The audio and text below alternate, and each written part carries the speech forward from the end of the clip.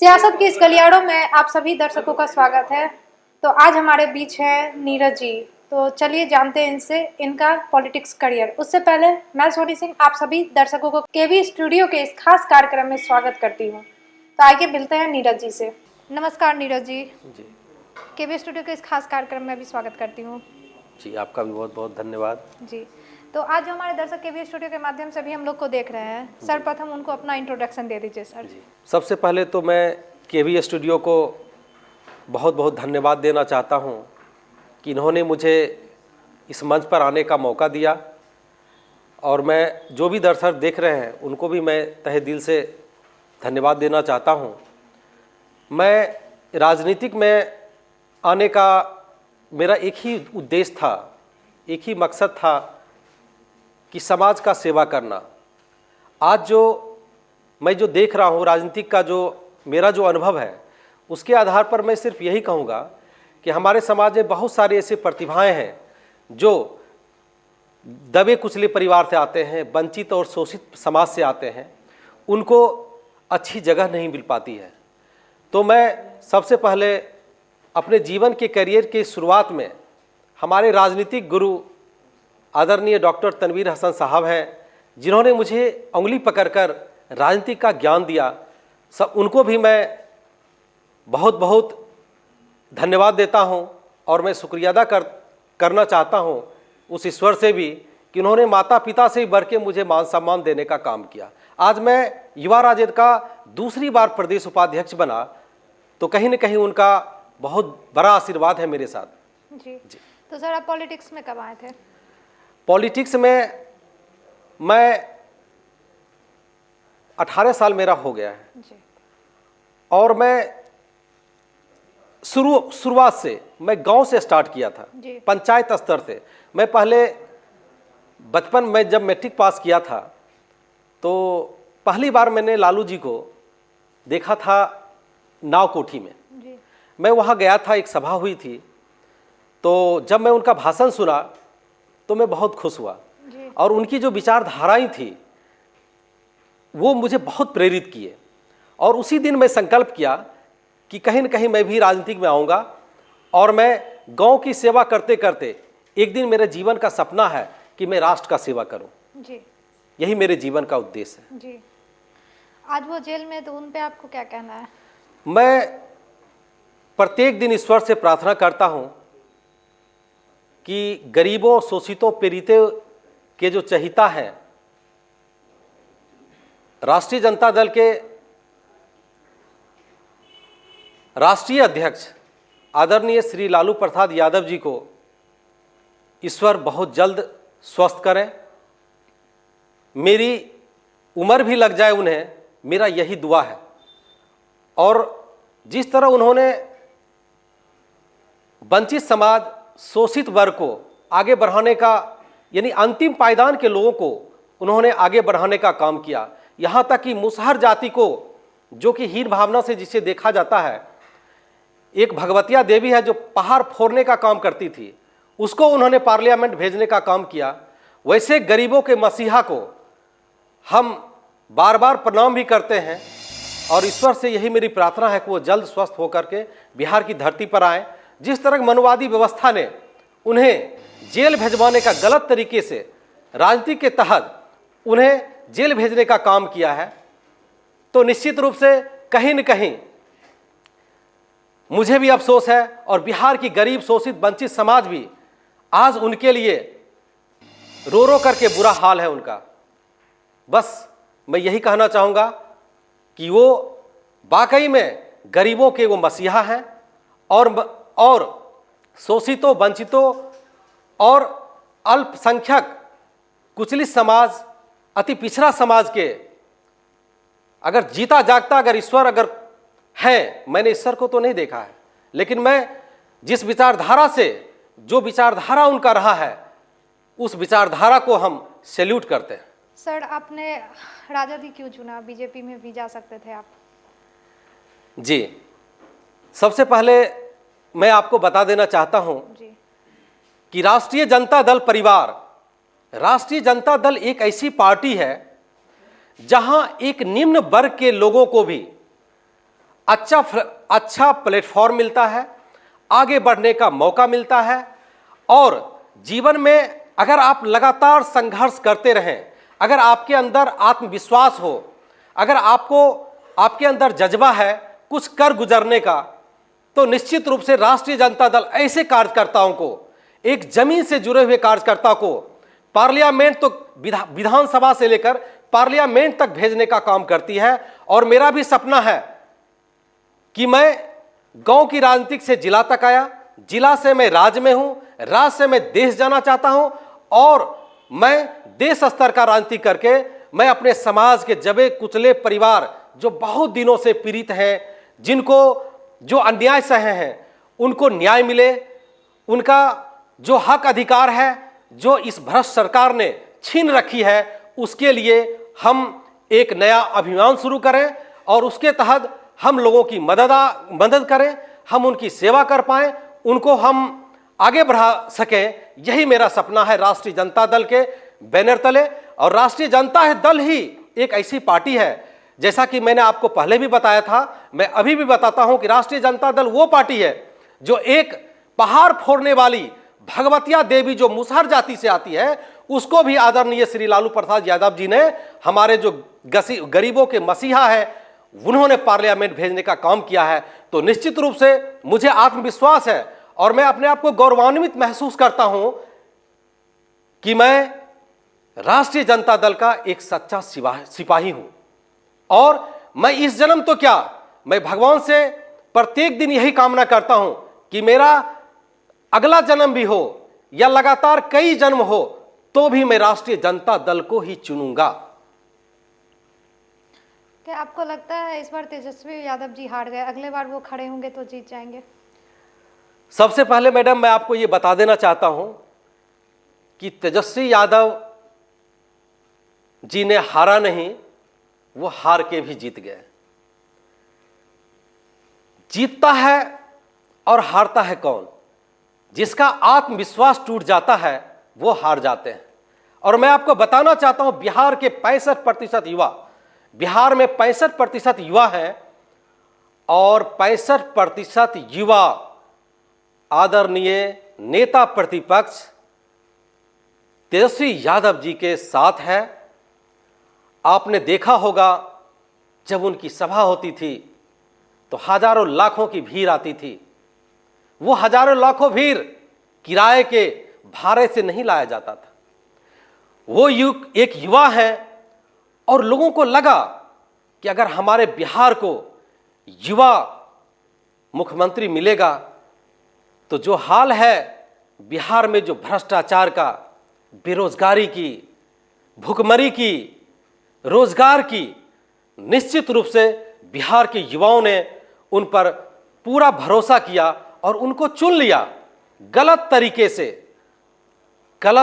से केंद्र सरकार, बिहार सरकार के मुखिया, जिसको सभी लोग पलटू चाचा जी के नाम से जानते हैं, आदरणीय नीतीश जी ने जबरन जबरदस्ती, बहुत सारे ऐसे विधायक थे, मैं समझता हूं 15 से 20 ऐसे विधायक थे जो हमारे विधायक जीते हुए थे, उनको सर्टिफिकेट का इंतजार था जीत का, उनको सर्टिफिकेट नहीं देके उनको हराने का काम किया।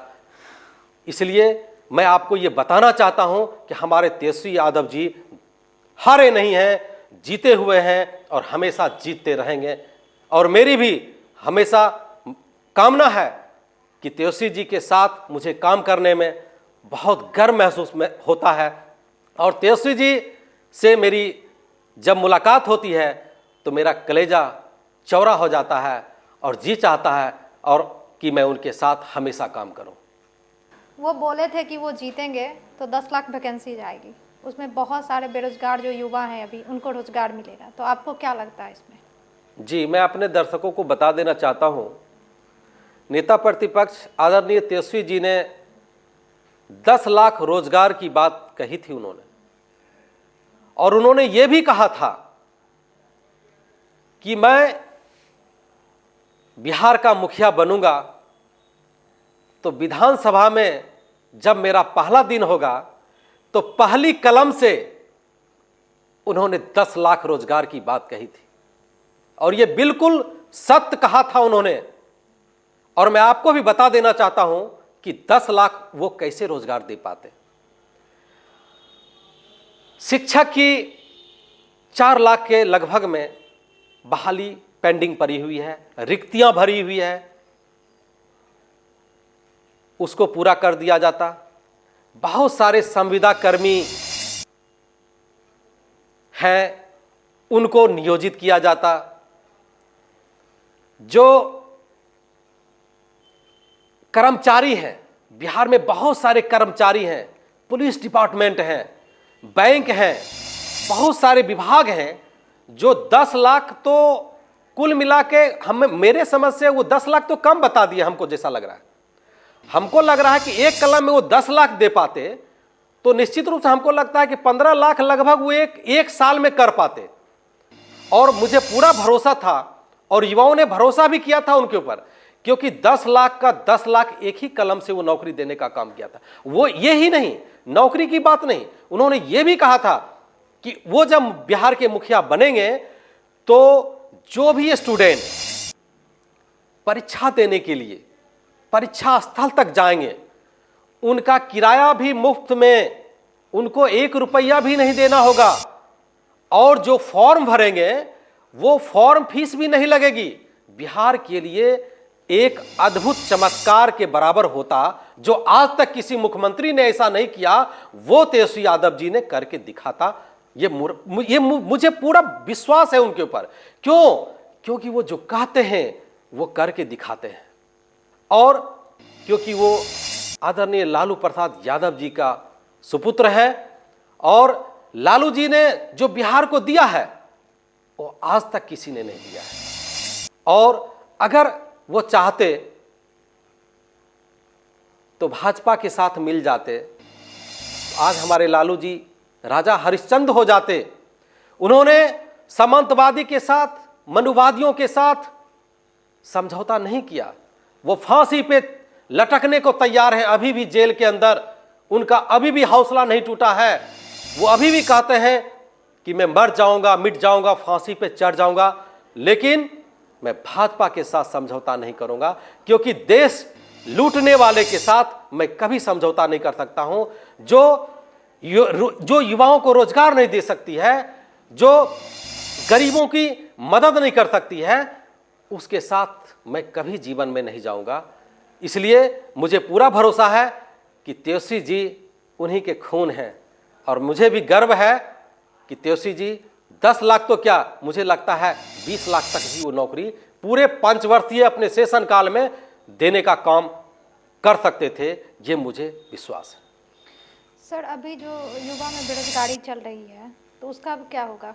अगर तेजस्वी यादव आते तो वो तो इतने युवा को दे देते रोजगार, अब क्या होगा उन युवाओं का? जी, मैं आपको बता देना चाहता हूं कि जो व्यक्ति विधानसभा का सत्र देखते होंगे तो हमारे नेता आदरणीय तेजस्वी जी को का भाषण जब आप सुनते होंगे तो तेजस्वी जी नीतीश जी को बार बार आगाह कर रहे हैं, धमकी दे रहे हैं कि आपको युवा को रोजगार देना होगा। अगर आप रोजगार नहीं देंगे तो हम आपका विधानसभा सत्र चलने नहीं देंगे। इसलिए कि उन्होंने वादा किया था बिहार के युवाओं से, किसानों से, कि आपको उचित अधिकार दिलाएंगे। और युवा के लिए वो दिन रात मेहनत करने का काम अभी भी कर रहे थे। तेजस्वी जी सरकार में नहीं है, फिर भी सरकार को घेरने का काम करेंगे और युवाओं को रोजगार के लिए सरकार पर दबाव बनाएंगे। और मुझे पूरा भरोसा है कि सरकार को युवा को नौकरी देना होगा, निश्चित रूप से देना पड़ेगा, मुझे पूरा भरोसा है। वर्तमान समय से जो हमारे मुख्यमंत्री नीतीश जी जो हैं, अभी भी वो करंट में हैं, तो उनके कार्य के बारे में आपको क्या कहना है? जी, मैं बता देना चाहता हूं कि हमारे आदरणीय मुखिया नीतीश कुमार जी बिहार में शराबबंदी किए। ऐसे मुझे नहीं बोलना चाहिए, फिर भी मैं बोलना चाहूँगा कि शराबबंदी से बहुत सारा परिवार उजड़ गया, बहुत सारे लोग रोड पर आ गए और इसके कारण जो उनका उद्देश्य था शराबबंदी, मुझे नहीं लगता है कि पूर्ण शराबबंदी जो उन्होंने किया, क्या शराब बंद है? हर घर में शराब है, हर जगह शराब है। ये शराब कहाँ से आता है? मैं समझता हूं कि हमको लगता है कि नीतीश कुमार जी के जितने भी मंत्री हैं, रात में 12 बजे के बाद अगर उनके घर पे, उनके डेरा पे, उनके आवास पे अगर पुलिस छापा मारे तो शराब की बोतल उनके मंत्री के टेबल पर मिलेगा। ये मैं आपको इस मंच के द्वारा मैं बताना चाहता हूं। और शराबबंदी से बहुत सारे लोग बेरोजगार हुए, शराबबंदी से भ्रष्टाचार बढ़ गया, क्योंकि जिस पुलिस पदाधिकारी को साइकिल खरीदने की हैसियत नहीं थी, आज वो स्विफ्ट डिजायर 4 व्हीलर गाड़ी कहां से आ गई? पुलिस आज की डेट में जो काम उनको समाज को बचाने का काम करना चाहिए, आज वो सिर्फ समाज को शराब के ठेकेदारों से मिलकर शराब बेचने का काम कर रही है। ये काम बच गया है पुलिस का। ये नीतीश कुमार जी नहीं जान रहे हैं। हमारे नीतीश कुमार जी को सब पता है। क्या नीतीश कुमार जी के मंत्री शराब नहीं पीते हैं? क्या उनके विधायक शराब नहीं पीते हैं? क्या मंत्री शराब पी सकता है, विधायक शराब पी सकता है? आपने देखता होगा बहुत सारे आप मीडिया वाले भी बहुत सारे मंत्री को देख यूट्यूब पे या चैनल पे दिखाते हैं शराब पीते हुए। क्या उनके विरुद्ध क्या कार्रवाई हो रही है? शराब तो हर जगह है। शराब मिशन फेल है। शराब के जरिए एक अच्छे लोगों को फंसाने का एक अच्छा मतलब नेताओं को जो सरकार में है उनको मौका मिल गया है कि उसको शराब के बहाने उसको गलत तरीके से फंसाकर जेल में भेजने का काम करती है। तो शराब तो 100% फेल है। इसका मैं विरोध तो नहीं करूंगा, लेकिन जो उन्होंने अगर शराब पूर्णतः नहीं बंद कर सकते तो मैं समझता हूं शराब कानून उनका फेल है, क्योंकि शराब हर जगह है। अभी जो देश में किसान आंदोलन चल रहा है उस पर आपकी क्या राय विचार है? जी, मैं तो हैरान हूं कि आदरणीय प्रधानमंत्री जी राम का नाम भी बेच रहे हैं। मुझे तो शर्म आती है उनको प्रधानमंत्री कहते हुए भी कि रामचंद्र भगवान एक ऐसे भगवान थे, वो राजा थे, जो उनके दरबार में एक भिखारी भी जाता था तो उनका हालचाल वो पूछते थे और कहते थे कि आपको क्या कष्ट है, क्या दिक्कत है, और उसका समाधान करते थे। और वो किसान जो हमारे देश के अन्नदाता हैं, जिसका अन्न खाकर वो प्रधानमंत्री बने हैं, अगर अन्नदाता अन्न उपजाए नहीं तो क्या सोना चांदी प्रधानमंत्री जी खाके जीवित रह पाएंगे? वो कटीले तार जो लोग आवारा पशु को रोकने के लिए लगाते हैं, वो कोबरा वायरस का प्रयोग किया गया, जिसे देख के आपका जिस्म जो है रुआ रेंगटे खड़े हो जाएंगे। इतनी गलत तरीके से किसानों को लाठी डंडे से पीटा गया। मैं बता नहीं सकता हूं। मैं अपनी संवेदना व्यक्त करता हूं उन किसानों के बीच, और मैं आदरणीय प्रधानमंत्री जी से एक निवेदन भी करता हूं कि किसान की जो मांग है निश्चित रूप से उसे पूरा करें, नहीं तो देश में आंदोलन होगा, और ऐसा आंदोलन होगा कि जब लोग रोड पे आ जाएंगे तो फिर गृह युद्ध चालू हो जाएगा। मुझे इस बात का डर है, इस बात का खतरा है। प्रधानमंत्री जी, अभी भी आप देर नहीं हुई है, आप किसानों की हित की बात करें, किसानों की बात करें। किसान बदहाल हैं, बेहाल हैं, निश्चित रूप से उन्हें वाजिब मूल्य मिलना चाहिए। किसान के लिए, मैं भी एक किसान का बेटा हूं, इसलिए मुझे भी हमदर्दी है किसानों के लिए। निश्चित रूप से मुझे बहुत अफसोस है कि जो भी किसानों के साथ हो रहा है बहुत अन्याय हो रहा है। जी, हमारे बेगूसराय में जो अभी राम मंदिर को लेकर उत्सुकता है, जो चंदा जमा हो रही है, जो यात्रा निकल रही है, उस पर आपकी क्या राय विचार है? जी, मैं बताना चाहता हूं, जब जब सामंतवादियों ने गरीबों पर राज करने का फैसला लिया है तो सबसे पहले धर्म का सहारा लेते हैं, धर्म से लोगों को उलझाने का काम करते हैं।